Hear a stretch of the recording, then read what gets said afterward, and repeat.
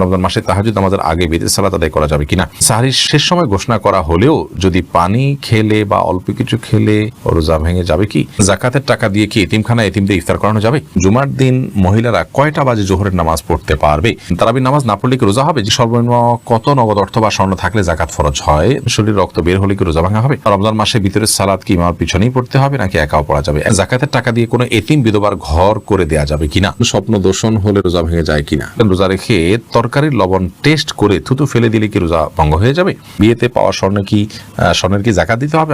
রোজা থেকে ঘুমের মধ্যে স্বপ্নে কিছু খেতে দেখলে কি রোজা নষ্ট হবে? যে দোকানদার রোজা রাখে না তার দোকানের কোনো খাবার কি খাওয়া যাবে? ছোট বাচ্চা থাকা 20 রাকাত তারাবি নামাজ পড়তে পারে, কষ্ট হয়, সেক্ষেত্রে নামাজ কমিয়ে পড়া যাবে কিনা? কাশফিয়া ইসলাম লিখেছেন, আমার মেয়ের বয়স 11 বছর 4 মাস। আমার মেয়ের রোজা কি ফরজ হয়েছে? মেয়ের প্রতি মাসে পিরিয়ড হয়। জি বোন, অবশ্যই আপনার মেয়ের রোজা ফরজ হয়েছে, তাকে রোজা রাখতে হবে। শারমিন আক্তার আপনি লিখেছেন, রোজা রাখা অবস্থায় কি মুখে স্নো পাউডার ব্যবহার করা যাবে? যাবে, কোনো অসুবিধা নেই, কারণ রোজার কোনো ক্ষতি হবে না। তবে আপনার ঠোঁট হয়ে এটা যেন মুখে না যায় সেটা যেন আপনি চেষ্টা করবেন।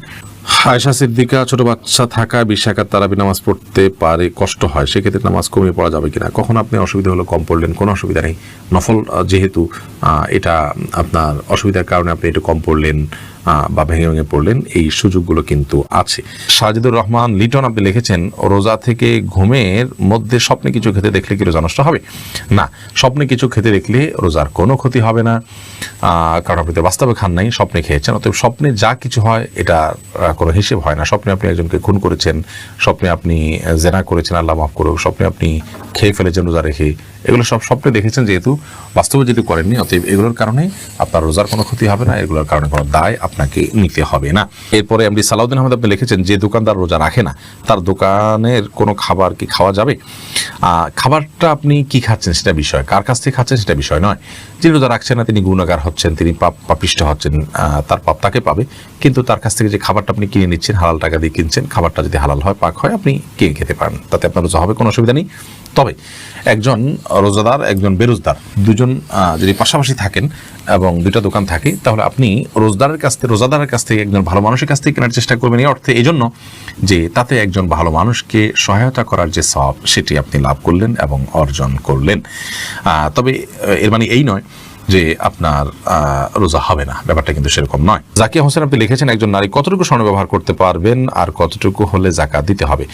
দেখুন, ব্যবহারের স্বর্ণে জাকাত দিতে হবে, এটাই অধিকতর শক্তিশালী মত। যদি অনেক ওলামা ইকরাম বলেছেন ব্যবহারের স্বর্ণে জাকাত দিতে হবে না।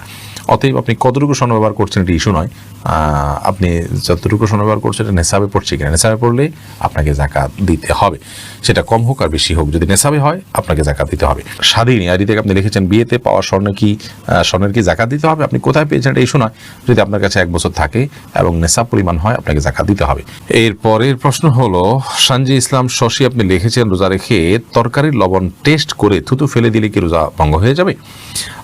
না বোন, এর কারণে রোজা ভঙ্গ হবে না। আপনি টেস্ট করার জন্য জিহ্বার আগায় 1-2 ফোঁটা আপনি ঝোল নিলেন, এরপর এটাকে থুতুর সাথে আপনি ফেলে দিলেন, পরিষ্কার করে ফেললেন, তাতে ইনশাআল্লাহ তার রোজা ভঙ্গ হবে না। কিন্তু একান্ত প্রয়োজন না হলে এটা না করাটা ভালো।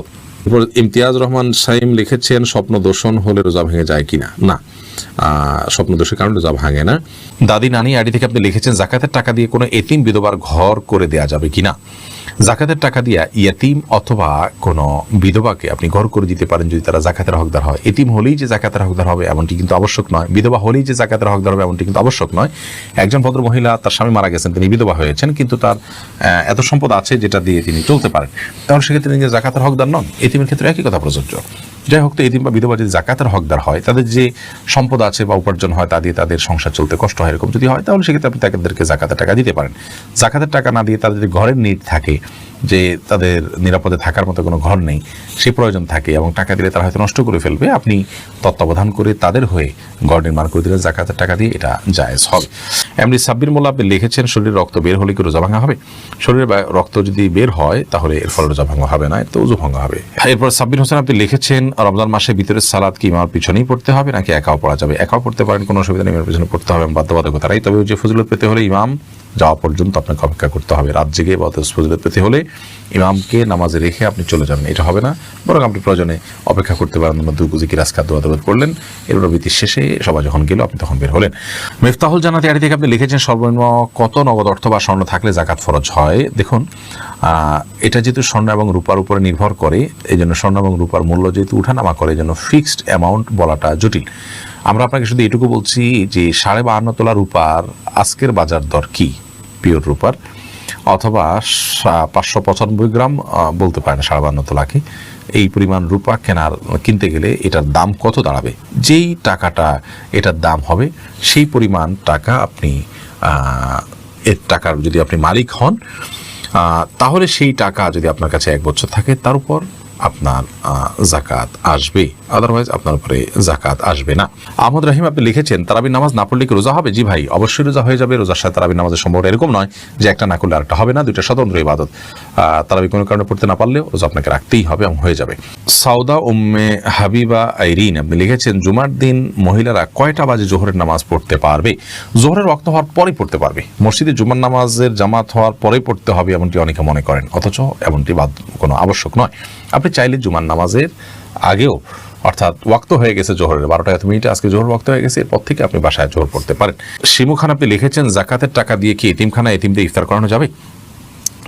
ইফতার করানোটা তখন জায়েজ হবে যখন ইফতার করার কোনো ব্যবস্থা গরিবের নাই, তখন আপনি জাকাতের টাকা দিয়ে সে অ্যারেঞ্জ করলেন। মূলত জাকাতের টাকা তাদেরকে দিয়ে দিবেন, তাদের প্রয়োজন অনুযায়ী খরচ করবে। আপনি নিজে আইটেম ফিক্স করে দিবেন না যে জাকাতের টাকা দিয়ে তুমি এটাই করো। অনেকে হয়তো মনে করেন যে এটা আমি ইফতার করালাম, এটা একটা মানে দৃশ্যমান কিছু হলো, তাহলে সেক্ষেত্রে তো এটি রিয়া হয়ে গেল, লৌকিকতা হলো, এটি তো গুনাহের কারণ হতে পারে। বরং অতএব এই বিষয়ে আমাদের সাবধান থাকতে হবে। তাহিয়া আপনি লিখেছেন সাহরির শেষ সময় ঘোষণা করা হলেও যদি পানি খেলে বা অল্প কিছু খেলে রোজা ভেঙে যাবে কি?